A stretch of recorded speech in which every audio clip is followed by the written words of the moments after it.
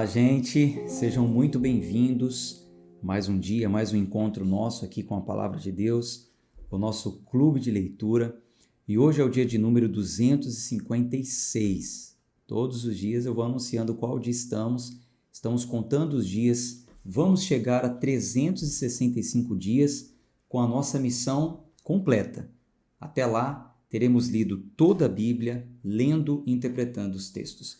Se você é novo por aqui, seja muito bem-vindo. Se inscreve no canal, isso é muito importante. Esse clube de leitura é gratuito.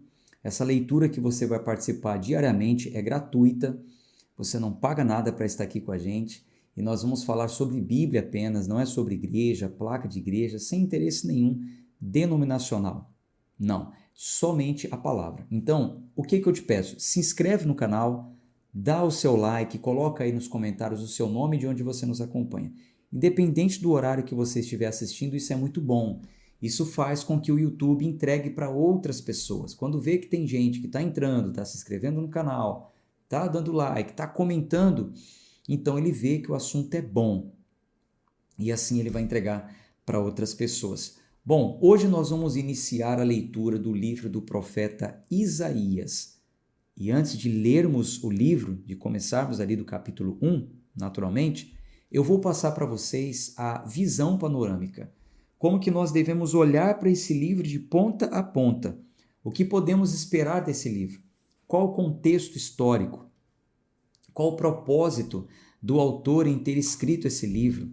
Nós vamos falar sobre alguns pontos, porque durante a leitura você já vai estar situado, você já vai estar por dentro de como esse livro quer ser lido. Estamos fazendo isso desde o início do ano. O exercício que nós adotamos para a interpretação dos textos é a hermenêutica, comparando a Bíblia com Bíblia, onde mais fala sobre isso, para que a gente chegue ao entendimento correto, tá bom? Antes vamos fazer uma oração. Senhor, muito obrigado por mais um encontro com a sua palavra, esses amigos, essas minhas amigas do clube de leitura. Estamos aqui, Senhor, reunidos em Teu nome para lermos e entendermos os textos. Então pedimos que o Senhor fale ao nosso coração, abra o nosso entendimento. Oramos em nome de Jesus. Amém. Bom, gente, o que eu vou falar para vocês, ou o que eu posso falar sobre o livro do profeta Isaías, antes de iniciarmos a nossa leitura? O livro do profeta Isaías, ele é o primeiro dos profetas no cânon, em português. No hebraico também ele é o primeiro dos profetas posteriores, né? Aqueles profetas que vieram ali após o período, até o período da teocracia, nós tínhamos alguns profetas, né? Como nós já lemos ali, antes do tempo de juízes, onde os juízes governavam a terra, os profetas governavam a terra. Depois entrou a monarquia, onde o próprio povo clamou por um rei, né? Então, deixando assim o profeta de ser o líder direto do povo e tendo um rei como líder, porém com o profeta junto. Depois de todo esse tempo, então, inicia-se aí os livros dos profetas que foram profetas durante o reinado de alguns reis. Então, o livro do profeta Isaías é o primeiro que entra logo após esse período, tá? É intrigante a forma que Isaías ele escreve a sua visão profética, é complexa a estrutura, a forma que ele estrutura ali os escritos, e a imaginação também, né, de Isaías é vigorante. É muito bom, é um livro muito cativante. É quase que impossível você ler o livro, você estudar o livro de Isaías sem ter uma noção muito boa, sem ter um bom compreendimento, ou uma boa compreensão, uma boa compreensão da natureza de Deus e da nossa relação com Ele. Você vai compreender muito bem a natureza de Deus e a nossa relação com Ele ao lermos esse livro. Para você ter uma ideia, para vocês terem uma ideia, os autores do Novo Testamento, eles leram o livro de Isaías. A gente percebe citações. Aliás, o profeta mais citado no Novo Testamento foi Isaías. Jesus citou Isaías, Os autores dos livros do Novo Testamento também citaram Isaías, então dessa forma ele acaba se tornando o livro mais citado no Novo Testamento, o livro do Velho Testamento mais citado no Novo Testamento. Sobre o autor, fica claro que o autor é Isaías e é um autor único, somente ele, né? O livro se apresenta como obra de um único homem, Isaías, filho de Acás. Isso vai estar logo no comecinho, no capítulo 1, nós vamos ler já já. E os seus escritos foram registrados, as suas atividades proféticas foram registradas durante o reinado de 4 homens, 4 reis. Durante o reinado do rei Uzias, do rei Jotão, do rei Acás e Ezequias. Então, esses reis reinaram em Judá, e durante o reinado desses reis, o profeta Isaías estava operante, vamos dizer assim, né? É um contexto histórico que eu posso passar aqui para vocês. Isaías capítulo 6, eu vou mandar depois as anotações, tá?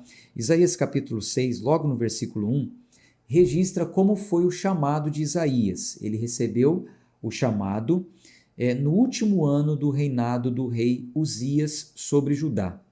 O reinado do rei Uzias foi um tempo particularmente próspero. O reinado estava indo muito bom, né?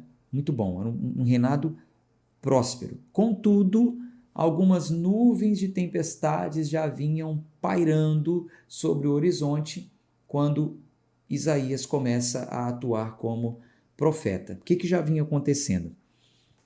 A Assíria, ela estava crescendo muito, e na pessoa de um rei da Síria chamado Tiglat-Pileser. Nós já lemos isso lá no livro da História dos Reis.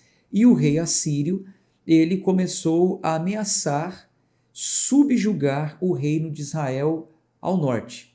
Após a morte desse homem, Tiglat-Pileser, os seus sucessores, que são Salmaneser e Sargon, derrotaram o reino do norte e deportaram os cidadãos, então, do reino do norte de Israel. Esse evento colocou Judá à sombra desse grande império. E aí o que acontece? Com o passar do tempo, Isaías ele vai revelando o porquê que isso aconteceu, porque Deus permitiu que isso aconteceu. Bom, mais para frente, lá no capítulo 37, nós vemos a famosa carta de Senaqueribe. Já lemos essa carta e agora Isaías vai falar novamente sobre o surgimento dessa carta de afronta, né? E a morte de Senaqueribe, que vinha afrontando o povo de Israel. A visão do profeta Isaías, ela se prolonga. A visão dele foi para o povo da época, né, do século em que Isaías viveu. A visão se prolongou até o final do Antigo Testamento. As coisas que Isaías falou foram acontecendo até o final do Antigo Testamento e ainda apontou para o futuro. Por isso que os autores do Novo Testamento citaram os escritos de Isaías, dizendo: cumpriu-se o que Isaías falava. Então, o que Isaías falou no Velho Testamento foi se estendendo até o final do Velho Testamento, se cumpriu no Novo Testamento e ainda tem coisas que ele falou que aponta para um futuro esse que nós vamos viver. Eventos relacionados com Cristo, com a volta de Cristo, com o julgamento eterno, eventos que Isaías também profetizou, a vinda do Messias, o servo sofredor, tudo isso nós vamos ver juntos. A gente entende como um propósito para esse livro ter sido escrito da seguinte forma: a mensagem de Isaías, ela é relativamente simples. Entenda. Primeiro, Isaías acusou o povo de Deus de estar em pecado, dizendo que o povo se rebelou contra aquele que os criou, aqueles que os redimiu, aquele que os tirou da terra do Egito. Depois, Isaías ordena que esses pecadores eles fossem reformados, que eles se consertassem, que eles se corrigissem, que eles agissem de maneira obediente. Deixa eu só abaixar um pouquinho aqui o microfone. Então, que eles agissem de maneira obediente. Então, primeiro ele acusa o povo do pecado, depois ele fala que eles devem se consertar. Terceiro, ele anuncia o juízo de Deus. Então ele fala, olha, vai vir juízo porque vocês estão em pecado, porque vocês não se corrigem, vocês não se consertam. Então, Deus vai exercer juízo sobre a terra. Vou fazer uma correção aqui, desculpe. Saiu aqui a minha tela. Depois eu vejo os comentários, tá? Deixa eu focar aqui na visão panorâmica para vocês irem acompanhando comigo o raciocínio. E finalmente, então, tá toda hora aparecendo uma notificação aqui, deixa eu fechar.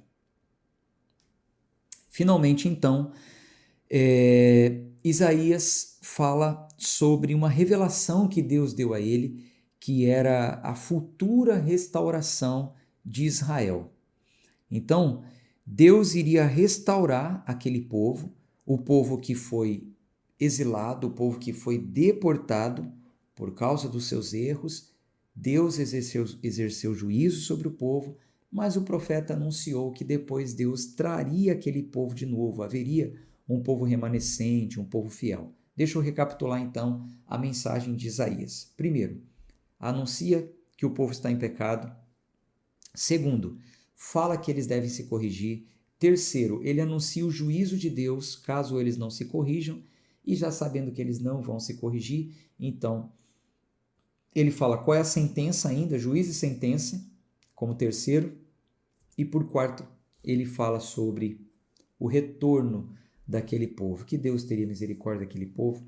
Depois de um período, eles voltariam para a sua terra. Então, como parte dessa restauração do povo de Deus, Isaías ele anteviu o julgamento das nações como uma volta futura das nações para Deus. Então, ele fala que no futuro todas as nações irão se voltar para Deus.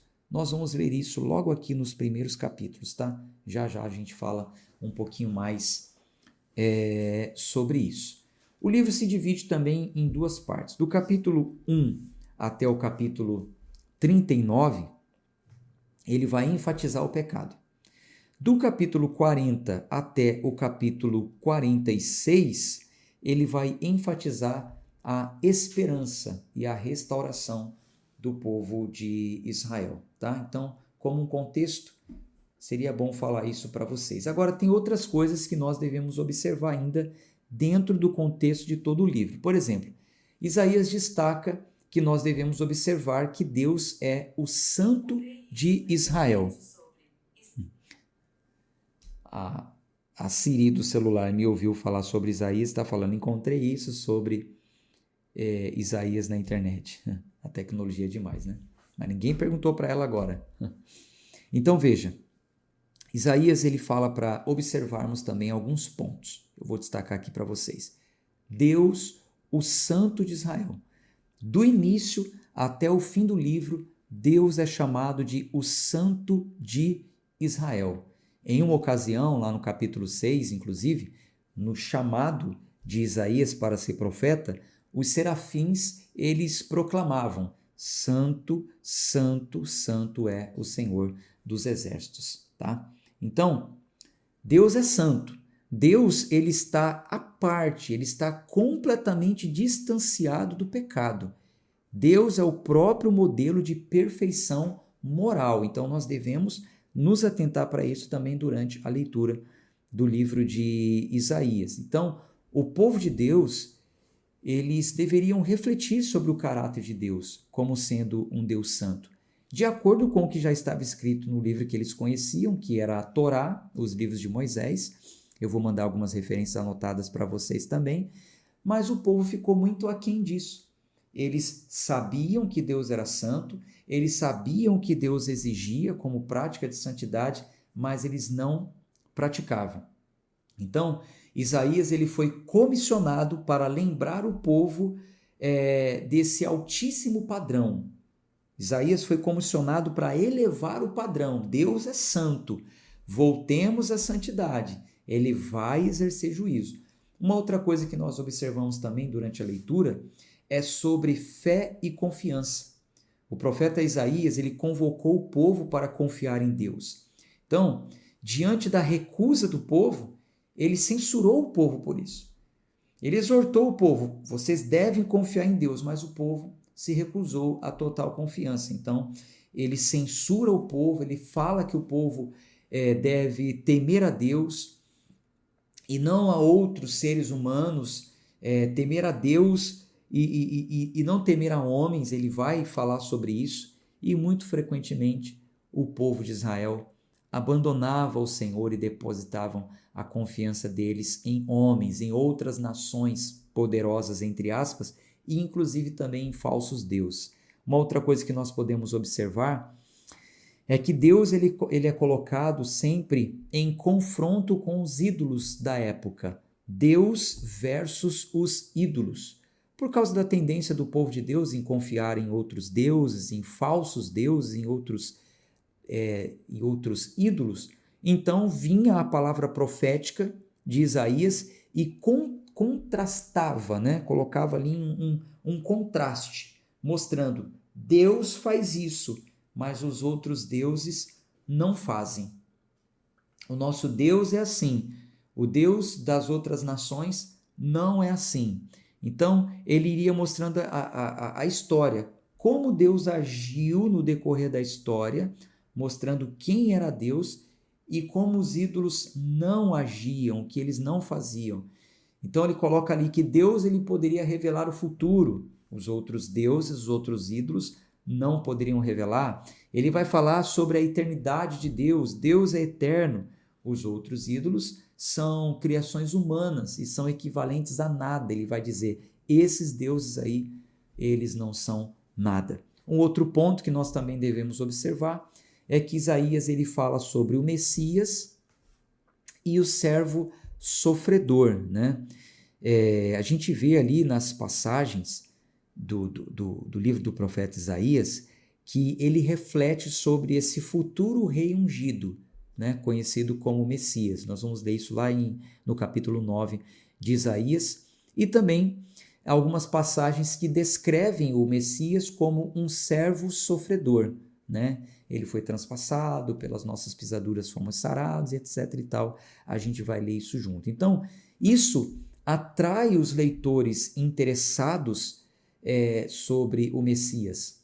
Porque o livro de Isaías ele dá detalhes sobre o Messias. Então, desde a época do Novo Testamento, os cristãos do primeiro século até hoje, o livro de Isaías ele é um livro que traz esse entendimento como Jesus Cristo sendo o cumprimento dessa expectativa.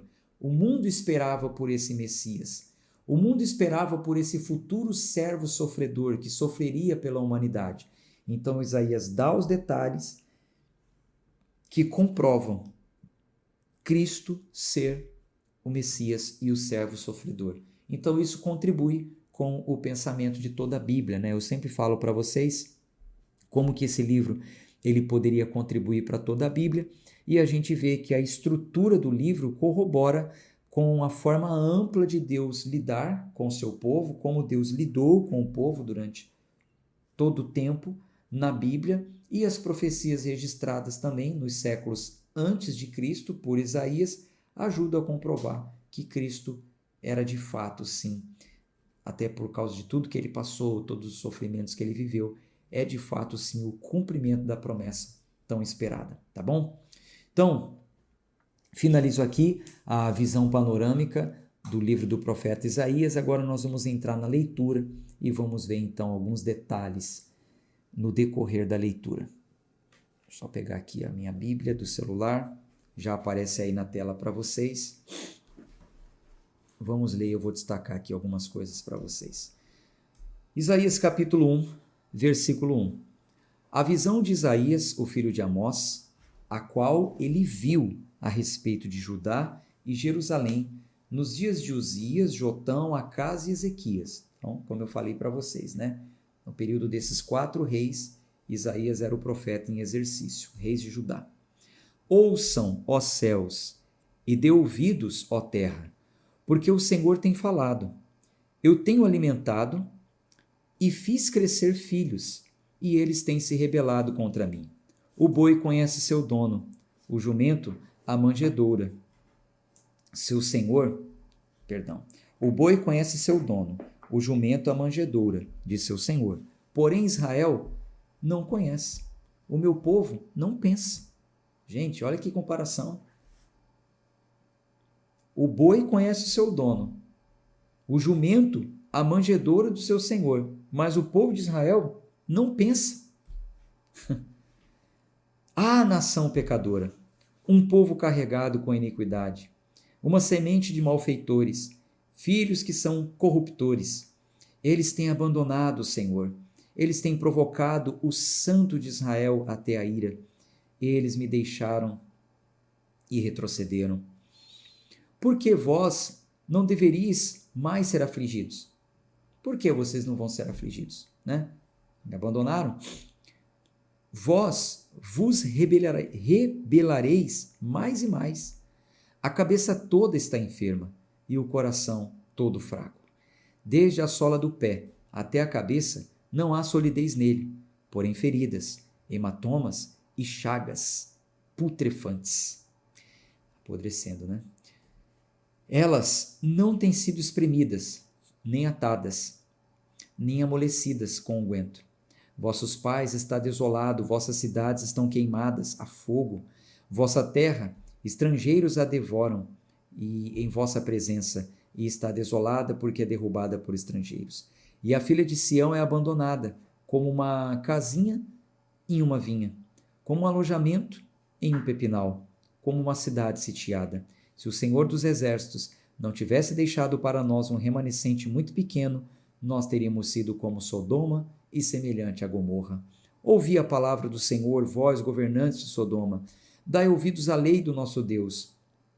Vós, povo de Gomorra. Para qual propósito é a multidão de vossos sacrifícios para mim? Diz o Senhor. Eu estou cheio de ofertas queimadas, de carneiros e da gordura de animais cevados. Não tenho prazer no sangue de novilhos, ou de cordeiros, ou de bodes. Quando vindes para vos apresentardes perante mim, quem tem requerido isso de vossa mão, que piseis meus átrios? Então, aqui, você vê que Deus ele está falando contra algo que ele mesmo determinou. Foi o próprio Deus que determinou que o povo deveria chegar diante dele com sacrifícios. Mas, por que nesse tempo aqui Deus falou, eu não quero isso? Para qual propósito é a multidão do sacrifício de vocês? Eu estou cheio dessas ofertas queimadas, carneiros, gorduras, animais, não tenho prazer no sangue, nos sacrifícios que vocês estão apresentando. Por quê? Por causa da intenção. Qual o propósito? Para qual o propósito é a multidão dos vossos sacrifícios? Então, dependendo do propósito que chegava-se diante de Deus com o sacrifício, então aquilo era rejeitado. Esses rituais que foram instituídos por Deus, eles foram instituídos com um propósito ou um fim de arrependimento.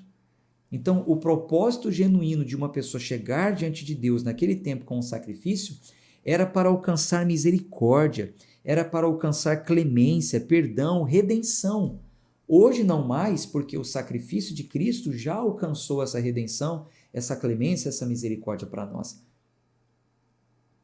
Então, não faria sentido nenhum hoje apresentarmos sacrifícios a Deus e muito menos apresentar um sacrifício com intenção de benefício.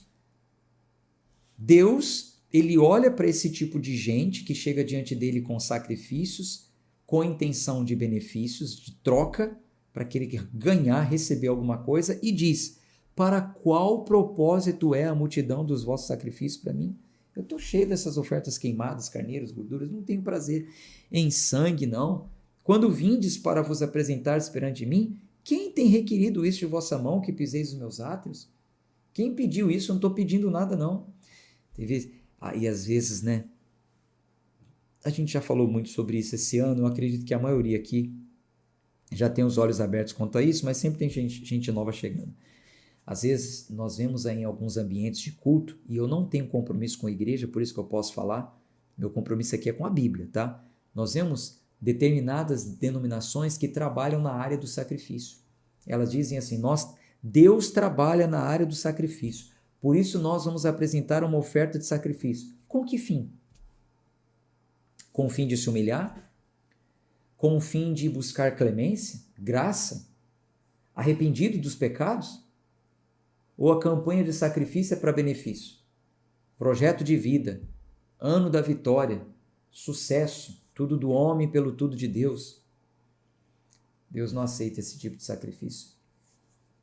Isso já foi descontinuado, né? Por Cristo. Quem dirá, então, na nova aliança, querer apresentar sacrifícios em troca de benefício? Não é essa a ideia da instituição desses rituais quando Deus instituiu. E ainda assim, em um tempo em que isso era vigente, Deus nem queria mais por causa da intenção daquele povo. Versículo 15. E quando estenderdes as vossas mãos, eu esconderei meus olhos para vós. Sim, quando vós fizerdes muitas orações, eu não ouvirei. As vossas mãos estão cheias de sangue. Então veja que até as orações deles não seriam aceitas, porque as mãos estavam cheias de sangue. Mãos significam atos, os atos, aquilo que eles estavam fazendo eram atos diante de Deus, de pessoas hipócritas, né? Não de um verdadeiro convertido. Por isso ele falou, pode estender as mãos, pode orar, pode multiplicar as orações, não vou atender, não vou responder vocês. E qual é o conselho? Lavai-vos, purificai-vos, retirai a maldade de vossos atos diante dos meus olhos, cessai de fazer o mal, aprendei a fazer o bem, buscai o juízo, aliviai o oprimido, fazei justiça ao órfão, pleiteai pela viúva. Então, o profeta, ele dá uma direção, ele aponta o problema, que era o pecado, mas ele também dá uma direção. Ele fala, vocês devem se arrepender, vocês devem deixar esses atos que vocês estão praticando errados, lave as mãos, purifique o coração, abandonem as obras más, aprendam a fazer o bem, pratiquem a verdadeira religião, que é aliviar o oprimido, fazer justiça ao órfão, lutar pela viúva. Versículo 18. Vinde agora e vamos debater juntamente a respeito, diz o Senhor. Embora vossos pecados sejam como escarlate, eles serão tão brancos como a neve. Embora eles sejam vermelhos como carmesim, eles serão como lã. Se sois dispostos e obedientes, comereis o melhor da terra. Então, a chance, ele estava falando. Vocês podem estar vermelhos como carmesim, vocês vão ficar brancos, mas, versículo 19, se sois dispostos e obedientes, comereis o melhor da terra. Ou seja, se você estiver disposto a ouvir e obedecer, você pode comer o melhor da terra. Porém, se vós recusardes e vos rebelardes, sereis devorados como a espada, porque a boca do Senhor tem dito isso. Como a cidade fiel se tornou uma prostituta, ela estava repleta de juízo.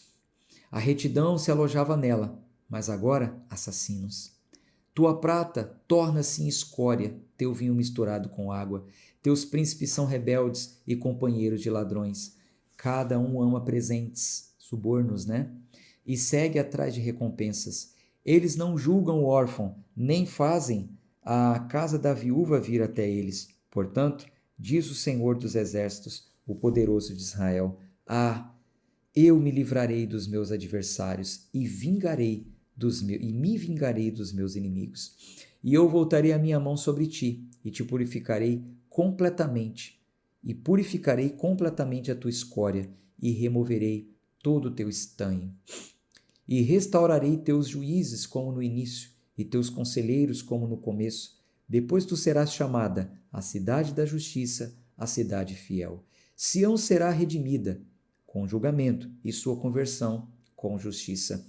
E a destruição dos transgressores e pecadores será concomitante, e os que abandonam o Senhor serão consumidos, porque eles sentirão vergonha dos carvalhos, os quais tendes desejado, e vós sereis confundidos pelos jardins que tendes escolhido. Carvalhos eram ídolos, né, de adoração feitos de madeira, árvores. Versículo 30. Porque vós sereis como um carvalho cujas folhas murcham, e como um jardim que não tem água. Então, vocês têm ídolos que são os carvalhos, vocês vão ser como eles, né? Ser como uma árvore que logo vai murchar. Versículo 31. E o forte será como estopa, e o que fez como uma fagulha. Ambos queimarão juntos, e ninguém os apagará. Condenação, sentença, juízo por causa da idolatria. Capítulo 2. A palavra que Isaías, o filho de Amós, viu concernente a Judá e Jerusalém. E acontecerá que, nos últimos dias, o monte da casa do Senhor será estabelecido no cume dos montes, no cume, que é o mais alto, no ponto alto dos montes, acima de todos os montes, e será exaltado acima das colinas.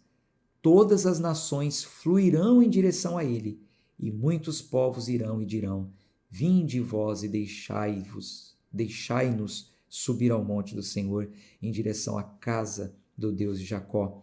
E ele nos ensinará a respeito de seus caminhos, e nós andaremos nas suas veredas, pois de Sião sairá a lei e a palavra do Senhor de Jerusalém. Então aqui já era uma visão para o tempo que ele estava vivendo e também apontando para o futuro. Capítulo 2, versículo 2. E acontecerá que, nos últimos dias, essa expressão nos últimos dias se refere a futuro. O Monte Sião, que ele fala aqui, se refere à presença de Deus. O Monte Sião é o lugar onde Deus se revelou, onde ele habitava, né? Depois ele pediu para construir o tabernáculo e passou a habitar ali. Mas é o lugar onde Deus se apresentava para julgar o povo. Moisés falava, né, com o Senhor ali. Então ele está dizendo: acontecerá que nos últimos dias, no futuro, do Monte Sião, diante da presença de Deus, todas as nações fluirão em direção a ele. Esse todas as nações é um cumprimento da promessa feita a Abraão, lá em Gênesis capítulo 12, né? Onde ele fala que dele faria uma grande nação e todas as nações seriam benditas nele. Então, isso se cumpre porque hoje a igreja do Senhor é composta por muitas nações diferentes que se voltaram para Deus. Só aqui no nosso clube de leitura, nós temos pessoas do Brasil, nós temos pessoas de Portugal, nós temos pessoas do México, de Chile, pessoas de outras nações. Então, é a profecia se cumprindo, pelo menos em parte, onde pessoas estão fluindo de várias nações em direção a ele. Mas ainda haverá esse cumprimento em plenitude no tempo futuro, nos últimos dias, que será o julgamento. O versículo 3: E muitos povos irão e dirão: Vinde vós e deixai-nos subir o monte do Senhor em direção à casa de Deus, o Deus de Jacó, e ele nos ensinará a respeito de seus caminhos, e nós andaremos nas suas veredas, pois de Sião sairá a lei e a palavra do Senhor de Jerusalém. Aí agora vem o final. E ele julgará entre as nações e repreenderá muitos povos, e eles converterão suas espadas em lâminas de arado e suas lanças em foices. Nação não erguerá mais espada contra nação, nem aprenderão mais a guerrear. Converter as espadas, quando fala aqui, eles converterão suas espadas em lâminas de arado, significa dizer o seguinte: eles estariam passando por uma grande transformação, deixando de empregar força em guerras, né, que é a espada, e empregando forças em atividades produtivas, né? O arar a terra é para a produção, quando se voltarem para Deus. Versículo 5: Ó casa de Jacó, vinde e deixai-nos andar na luz do Senhor.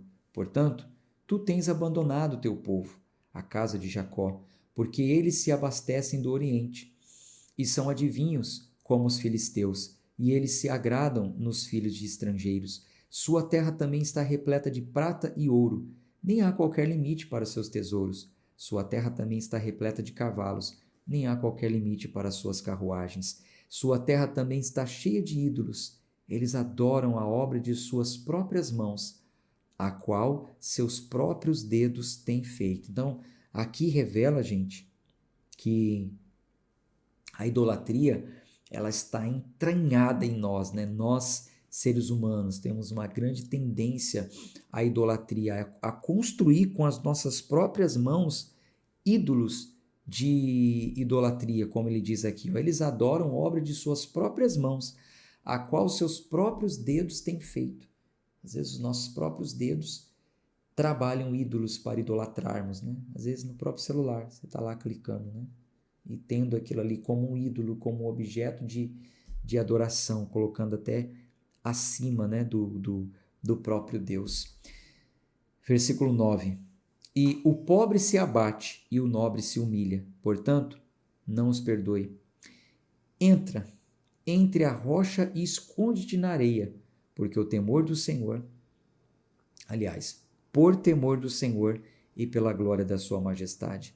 Os olhares altivos do homem serão humilhados, a arrogância dos homens curva-se-á, e o Senhor unicamente será exaltado naquele dia, porque o dia do Senhor dos exércitos será sobre todo aquele que é orgulhoso e arrogante, e sobre todo aquele que é elevado, para que seja humilhado, e sobre todos os cedros do Líbano, que são altos e elevados, sobre todos os carvalhos de Bazã, e sobre todos os altos montes, e sobre todas as colinas que são elevadas, e sobre toda a torre alta, e sobre toda a muralha fortificada, e sobre todos os navios de Tarsis, e sobre todas as pinturas agradáveis. E a altivez do homem curvar-se-á, e a arrogância dos homens será humilhada, e só o Senhor será exaltado naquele dia. Aleluia. E os ídolos ele extinguirá completamente, e eles adentrarão os buracos das rochas e nas cavernas da terra por temor do Senhor e pela glória de sua majestade, quando ele se erguer para sacudir terrivelmente a terra. Naquele dia, um homem arremessará seus ídolos de prata e seus ídolos de ouro, os quais eles fizeram, cada um para si mesmo para adorar, as toupeiras e aos morcegos, para adentrarem nas fendas das rochas e nos cumes das rochas fendidas, por temor do Senhor e pela glória de sua majestade, quando ele se erguer para sacudir terrivelmente a terra.